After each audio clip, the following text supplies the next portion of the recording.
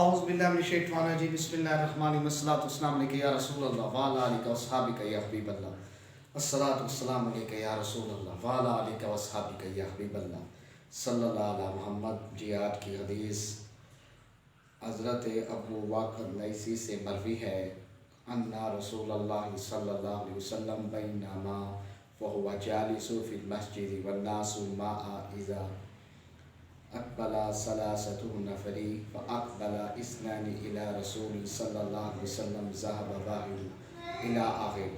حضرت ابو واقد لیثی سے مروی ہے کہ سرکار دو عالم صلی اللہ علیہ وسلم تشریف فرما تھے تو صحابہ آپ کے پاس موجود تھے، بیٹھے ہوئے تھے۔ اتنے میں ایک آدمی باہر سے آیا اور وہ باہر سے آیا، اتنے میں تین آدمی ثلاثہ تھا، تین آدمی آقا علیہ السلام کی بارگاہ میں تین آدمی باہر سے آئے تو دونوں آپ کے پاس بیٹھ گئے اور آپ کے کلام کو سننے لگے، اور ایک چل گیا۔ اور وقت نے فرمایا پھر دونوں نے سرکار علیہ السلام کے پاس آ کر ٹھہرے۔ ان میں سے ایک نے تھوڑی سی جگہ حلقہ میں جگہ بنا لی، وہاں بیٹھ گیا، دوسرا اس کے پیچھے بیٹھ گیا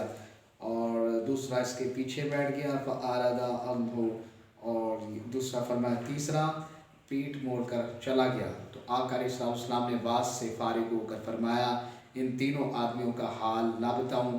تو فرمایا ان ایک نے تو اللہ کی پناہ لی تو اللہ نے اسے جگہ دے دی، تیسرا اندر سے غصے میں لوگوں سے شرم کی تو اللہ نے بھی شرم کی، اور تیسرے نے منہ پھیر لیا، اللہ نے بھی منہ پھیر لیا۔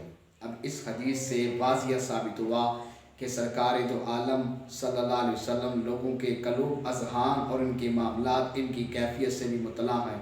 جبھی تو آقا علیہ السلام ان تینوں لوگوں کے بارے میں آپ نے ارشاد فرمایا، ایک شخص اللہ کی طرف آنا چاہتا تھا، یعنی وہ دینی معاملات سننا چاہتا تھا، اللہ تعالیٰ نے اسے جگہ عطا فرمائی۔ دوسرے نے حیا کی تو اللہ نے بھی حیا کی، تیسرے نے منہ پھیرا، اللہ نے اس سے یہی معاملہ کیا، اللہ نے بھی اس سے اپنی رحمت کی نظر پھیر لی۔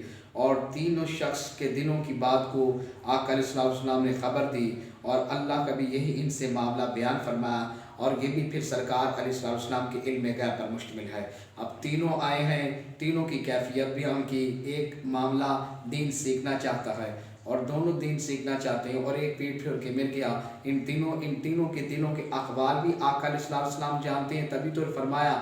اور اس کے بعد اللہ تبارک و تعالیٰ ان کے بارے میں کیا معاملات ہیں تو اللہ تبارک و تعالیٰ کے بھی فرمایا کہ اللہ تعالیٰ بھی ان سے حیا فرماتا ہے، اور تیسرے کے بارے فرمایا کہ اس سے اللہ تعالیٰ نے یہ منہ پیٹ پھوڑ کر چلا گیا تو اللہ نے بھی اسے اپنی رحمت نظر پھیر لی ہے۔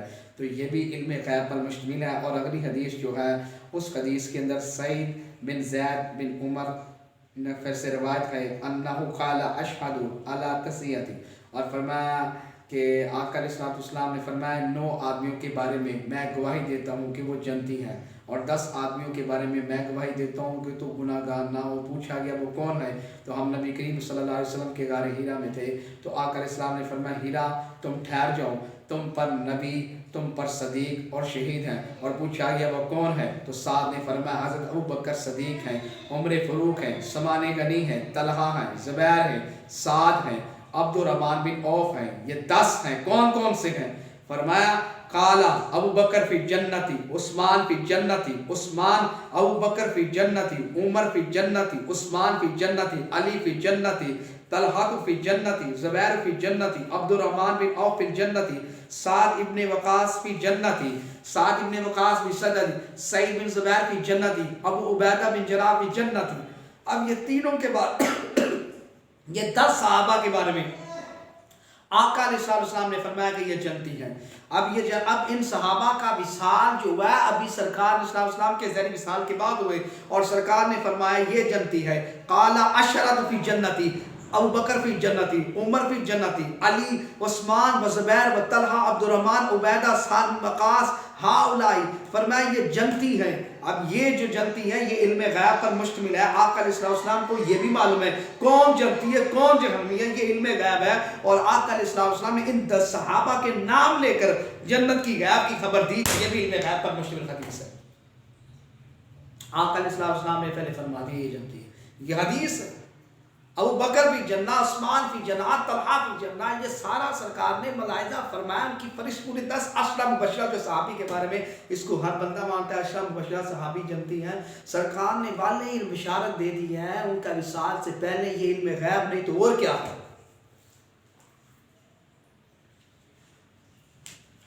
اگلی حدیث عن ابن موسیٰ قال انه قال ما نبی صلی اللہ علیہ وآلہ وسلم.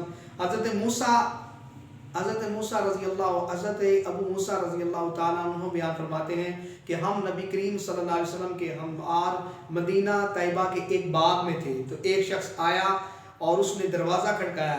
نبی کریم صلی اللہ علیہ وسلم فرمایا اس کے لیے دروازہ کھول دو اور اس کو جنت کی بشارت دے دو. اس کے لیے دروازہ کھول دو اور اس کے لیے افتح لہو و بشر بجنتی. فرمایا دروازہ کھولو اور اس کے لیے اس کو جنت کی بشارت دے دو.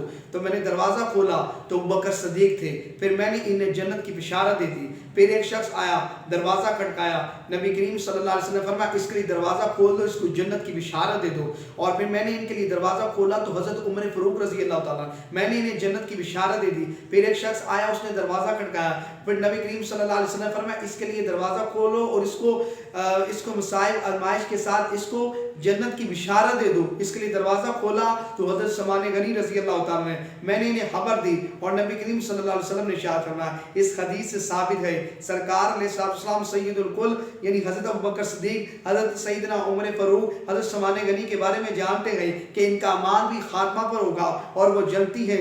دوسری یہ بھی بات ثابت ہوئی سرکار دو عالم صلی اللہ علیہ وسلم پر سب مصائب جانتے تھے جو تقریباً 50 سال بعد بھی حضرت سلمان غنی رضی اللہ تعالیٰ پر آئے. اور سلمان غنی کے بارے میں صرف یہ نہیں فرمایا کہ جنت کی بشارت دے دو بلکہ فرمایا ان کو مصائب آزمائش کے ساتھ جنت کی خوشخبری دے دو.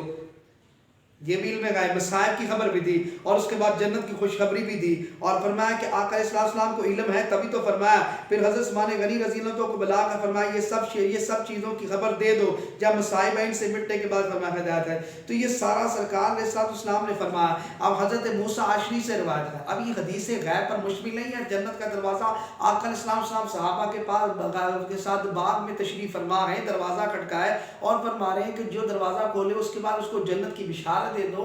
تو سوال یہ ہے کہ ابھی تو وصال ہوا نہیں ہے اور سرکار پہلے خوشخبری فرما رہے ہیں کہ جو دروازہ کھولو اور اس کو جنت کی خوشخبری دے دو. اور سرکار نے یہ فرمایا تو اور علم غیب کسے کہتے ہیں؟ یہ بخاری مسلم کی حدیث ہے.